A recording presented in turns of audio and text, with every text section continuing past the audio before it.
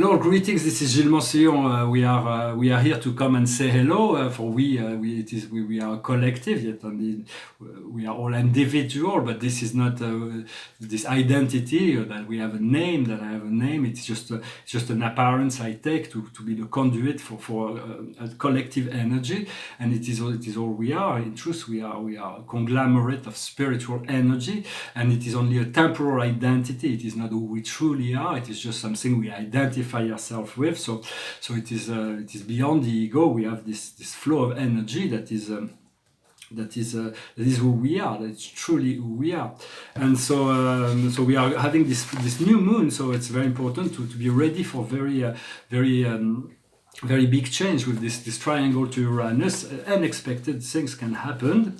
For in life we came here to experience contrast. For when we were in the invisible world, before we came down here, there was no contrast. Everything was given. As soon as we think something, it is there. We always love. We're always in the light. But we came here to experience the part of us, this part that is to know how it felt. It could feel, to feel, to connect, to feel, to experience a separation, to experience lack, to experience fear, to experience loneliness, to experience all those things.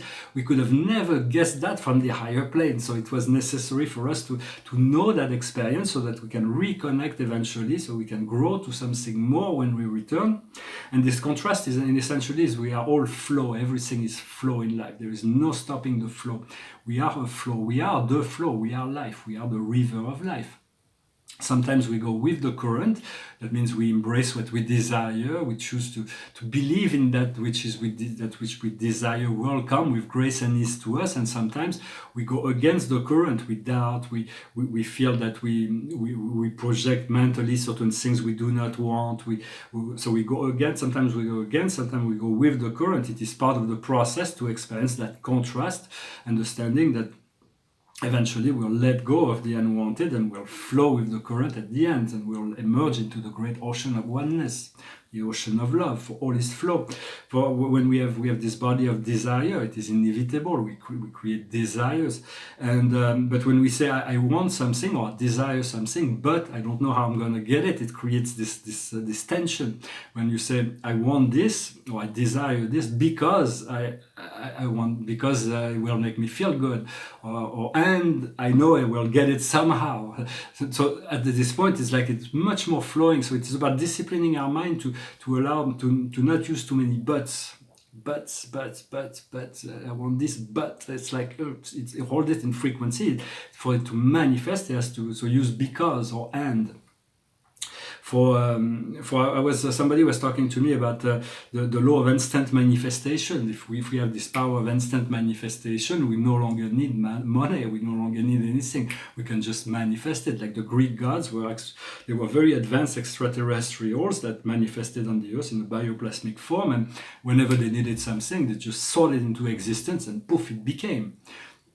Once we'll know this power, we'll be able to bring from the void and make our thoughts become reality. Then manifesting a button or manifesting a pile of gold will be exactly the same thing. Or manifesting a castle will be exactly the same thing. But until then, until we have those powers, it is far better to work with you can still work in this belief, for it is all about belief. Once it's not about beyond belief, there is knowing, and once we know we can do it, then we can do it. The best example from a biblical perspective was when Moses needed to open the sea so he could pass, and he had no doubt that God would do that for him. If he would have doubted 1 second, it would have not happened, but he knew that God could do that for him, and the sea opened. For some people do not believe that those stories really happened, but in fact that's what happened. And so what we want is we want to remove the lack of belief, the lack of knowledge that we can do it. Yet in the meantime, we're going to be able to access new parts of our DNA. Not everybody will get it in the same time, in the same way, the same powers, but there are certain powers that we already had in Atlantis, which is empathy, telepathy, telekinesis, the ability to move things with our mind, levitation, anti-gravity, the ability to dematerialize, to change form, all kinds of power, mystical power, the power to see the past existence, see the future existence, to see the level of wisdom anyone would hold, or the power to move through walls, all kinds of power. Different people will remember those powers and will be able to, as their DNA awakens, they will be able to possess that. But for now, so what I mean is that once you have a power for something, big or small, is the same thing. And it is the same thing with the law of attraction, which is easier for humans because of our beliefs. We have this belief that we cannot do those things just yet. And so since we do not believe that we can do those things, then they don't happen until we are sure we can, and then they happen. But the law of manifestation, it means we attract what we resonate with. And so let's say if I want to drink a cup of tea, it is easier to go to a cafe and pour a bill and pay for a tea, asking for a tea and paying for it, or or getting invited to to drink a cup of tea. Excuse me. And then to snip in your finger. Excuse me, or do like bewitch you to snap your nose and to have it appear.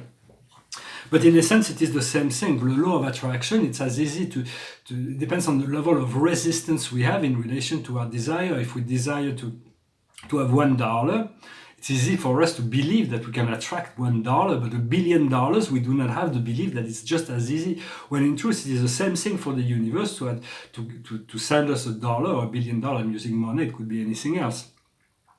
But it's about removing the resistance and being in a receptive mode. We need to understand our physical body as physical need for nourishment. We want to nourish ourselves with the best food possible, drink as much clear water as possible. And once we will ascend, we will have a crystalline line form and we'll be able to ascend our consciousness. Then we'll return into bioplasmic form. We'll nourish ourselves purely from light. But for now, we still need to nourish ourselves. And as far as I know, the nourishment, the quality of the food is very important. For instance, when I go to a restaurant, the quality of the food is the materials that they use is very important. If I eat an animal, that the animal was loved and well treated, well, the food will be much better than if the animal has been suffering during his life. The quality of the vibration of the person who prepares the food is just as equally important. But the decor and the smile of the person that is serving the food, that is bringing it from the kitchen there, is just as important. So to me, it's all like since it is all energy, it is all very important. So put love into anything you do. When you cook, if you can put love into any food, you can heal, bring a lot of healing and elevate the frequency of the food. For the spiritual body does not have any physical need. But we had to come into physicality to have this experience of physical reality, of temporal reality, in order to feel what humans have been feeling for so many ages. And so as spirit beings, we wanted to assist the planet, and so we decided to partake in this experience, although it is difficult and painful sometimes. But it also creates a certain sympathy for those beings who have chosen this separation, although as a spirit group, we never chose that separation from God. Understanding that physicality is just a very minuscule part of the universe. It is just the tip of a huge iceberg. And it's the same thing for us. Our true self, 90% of our self, has always remained in a non-physical, has always remained in the perfect, divine, infinite truth in connection to our Creator. So it is about understanding that this is the true who we are is not who we this physical form that we have here. It is just it is our soul that's providing this experience for us. All the ideas I'm sharing here I'm just expressing ideas. Sometimes they're like they're not meant to be understood or accepted by everybody. I'm just sharing from the heart. After that, everybody sometimes will resonate with one thing, will not resonate with another, and then some days we have no choice but to look at something from one angle, and the next day sometimes we are moved to look at it from the next angle. So always follow your heart and your own intuition in relationship to what is right for you. In terms of love and relationship, also I always talk about being neutral, being balanced between masculine and feminine. That's true for all platonic relationship, whether it's professional, whether it's friendship, whether it's like social daily life.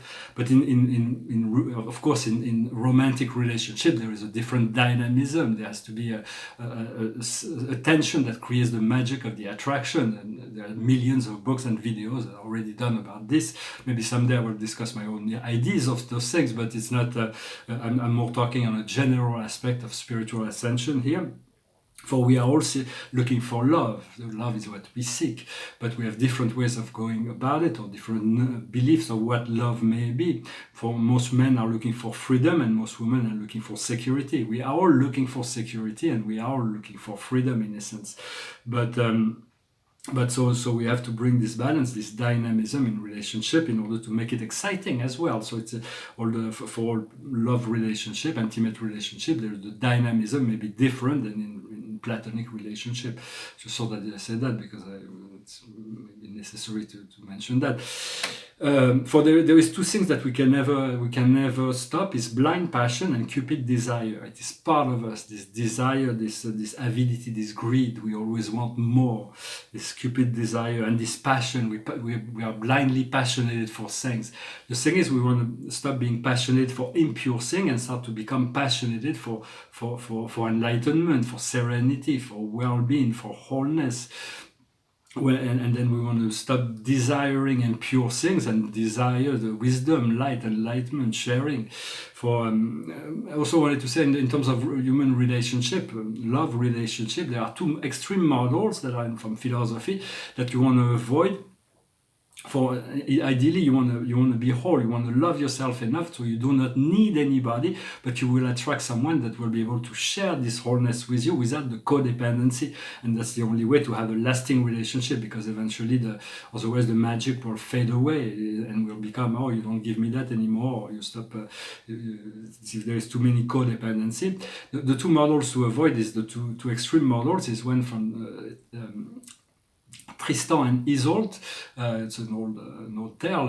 Tristan was madly in love with Isolde, and for him she was everything, and he was nothing. So he was lucky that Isolde loved Tristan, because if she did not love him, he would have been devastated, and he would since he was nothing, she was everything. So it's also the model of Dante, who saw in Beatrice the perfect manifestation of divinity. He was ready when she died to pass through the circle of hell in order to find her, to go through purgatory and find her in paradise, as the Divine Comedy. And then there is the opposite. So this is not really a model. You want to be whole, you want to love yourself, and then you can bring the other person into that love, into that energy. So we lift each other up rather than needing one another to fill a hole, to fill a gap, which is the common model. The other model that is to avoid is the opposite end of the spectrum. Once again, those are just ideas that I'm just sharing. Is the model of Don Juan. Don Juan is the model, I am everything and the other is nothing. So that means he can utilize his lover, use them and throw them away because they are nothing and he is everything. So it's all about relationships, about balance, harmony, respect, love, sharing. But there is a lot of people that are usually using this Tristan model or the Don Juan model, and that is not human sexuality. Those are animalistic sexuality. To utilize the body of somebody else for pleasure is not human. Human has to have emotion, has to have connection. On a different subject, I wanted to say it's completely unacceptable to eat dolphins and whales. There are people that eat dolphins and whales, but those beings, those cetaceans, we have to stop the genocide of cetaceans. They are higher beings of light. They are here in service. The Ascended Dolphin Collective and the masters are coming back to serve from the 0 point the humanity in the ascension, but it's completely unacceptable to use them for food. They never signed such a contract. It's like being cannibals. It's like worse even. It's like those people that are nourishing themselves from the food of dolphin and whales they're actually bringing their consciousness to a very, very low point. And so, but the golden dolphins are back, and so we want to stop that as much as possible. It is really, really negative to kill dolphins and whales. In many sense, we have to let go of many of our opinions when we want to feel the truth. We want to let go for a time. Whatever we believe, it's okay to believe then, it's okay to think it, but we want to let go when sometimes to be able to let it go in order to feel the truth, to reunite our soul and our spirit. For the soul is the middle ground. It is the divine being that we are, and it's between the highest octave of the spirit, which is God, and the lowest octave, which is the ego. And the soul is like the go-between. Once you find the soul, you are able to move to the God self. For the mind is always telling stories, always telling story. As Shakespeare said, I think it was in Macbeth, it was a tale told by an idiot. It's like sometimes the story is good, sometimes the story is no good, but it's the true answer lies in the heart. So we want to take to breathe more whenever the story goes a little bit negative, to let go and breathe as much as possible and not to let the mind take over. Well, I hope this message was interesting for you. I'm going to pull a few cards from the Akash. For the Akash is the memory. We have a personal Akash, there is a family Akash, there is a collective Akash, of the planetary Akash, there is a solar system Akash, there's a star cloud Akash for millions of star systems, local universe, there is a galactic Akash, there is a universe Akash, a cosmic Akash, a multi-universal Akash. So there is all kinds of, everything has been recorded, and so it's like open books. Sometimes when we're reopen to our full consciousness, we'll be able to explore all those many aspects of ourselves, for we are all connected to the one that is all, and there will always be more to discover, for our true self is truly infinite and eternal, so there will never be an end throughout all eternity when we will be in lack of adventure. What we need to, the highest wisdom is Asia. It is the wisdom of the Buddha. The Buddha discovered that beyond the mind there is a truth. That's called the Nirvana. It is beyond the phenomenal, beyond, he has reached the state of Samadhi, the pure state of serenity and lucidity within, and that's also what we see. Column, the Lord Buddha, is a planetary logo. It will assist you. It's in the stillness of being from within the heart. You connect in your heart from there. What we need to understand is persecution and inquisition. We need to let go of all the past. In the past, there was many all those people that exercise power over. We have there's still many people that are working with the power and exercising a negative power over the population, over ourselves through karmic bondage. So we want to liberate ourselves. It's like all those cords, those karmic cords. We want to soften them up, forgive, and send golden light to them, and so they have no more power over us. We want to become free of that and forgive all the persecution and the Inquisition. At the time of the Inquisition, the Catholic religion was extremely severe. They would torture people for their beliefs, and they would burn people to the stakes and make all kinds of horrible things. I'm not even sure they have expressed the desire to ask for forgiveness for this time of Inquisition. And it was for even the artists. Caravaggio, Botticelli, Leonardo da Vinci had to go to burn their painting because they was not in agreement with what the state, the Vatican would want. For that is a minor, very minor, to lose those masterpieces, very minor in relationship to the people that have been tortured. But we might have gone through those processes. Sometimes we might have wanted to express this truth at that time, and maybe we ended up in the caves of the Inquisition, and so we have to forgive those people because we're still holding wounds in relationship to that. We want to forgive them and move forward, and not to allow the cycle to continue. So what we'll have to understand is to write and to take notes, to write, to express ourselves through writing. It's going to be very powerful. The pen is mightier than the sword. What we need to understand is alimentation and anger. It's how we nourish ourselves. It is the body of desire. We have to differentiate between a true heart desire and a craving. So we want to become master of our senses and nourish ourselves from ever-increasing emotion, to nourish ourselves, for we nourish ourselves physically with water and food, but we also nourish ourselves emotionally. So we want to nourish our body as much as possible with positive energy, positive emotion, and for that we need to do the monk or the nun. We need to keep our energy together for a time, not to disperse ourselves, although to be open to whatever life is telling you in each moment, and then from there you can forgive. There is forgiveness that will be able to apply and find this the freedom that comes along with forgiveness, and the outcome will be Egypt. It will be transcendental knowledge, eternal life, the understanding of the power, the understanding of the Akash, the reconnection to all those great families of guides that come from the ancient Egypt, and reawakening those memories from Egypt. Well, I hope this message was interesting for you. I'll finish with a song and pull one more card from the angels. This is another portrait I did from this year. She's a bit like high standing, but I think she's nice. She's pretty with the green eyes. And this is a painting from Orvonton. It's a celestial painting, and the Milky Way would be at the center of that. It represents the seventh super universe called Orvonto. At the center, there is a world named Uversa. Those worlds are completely invisible. They are celestial worlds. They're called architectural spheres. And the center would this Uversa would be located somewhere in the center of the Milky Way. There are 10 major sectors. The five first ones are in the Milky Way, and the other ones are in the peripheral galaxies. Our own major sector is the fifth one, and our minor sector is located in the Sagittarius. It's called Ansa. It's called Ansa. And our planet is called Urantia. It's part of a local universe called Nebadon. So this super universe would comprise 1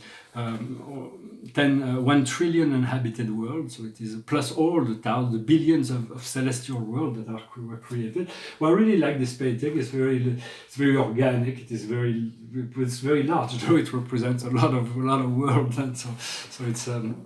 Took me many years to make. And I'm going to sing this song. It's a French song. It's about friendship. It's called. It's about this boat where it was the boats of the friends, and so it's about friendship. It's called Les copains d'abord. Georges Brassens. Non, ce n'était pas le radeau de la Méduse, ce bateau qu'on se le dise au fond des ports, Il naviguait en père peinard sur la grand-mare des canards et s'appelait les copains d'abord. Ces fluctua nec mergiture, c'était pas de la littérature, n'en déplaise aux jeteurs de sorts,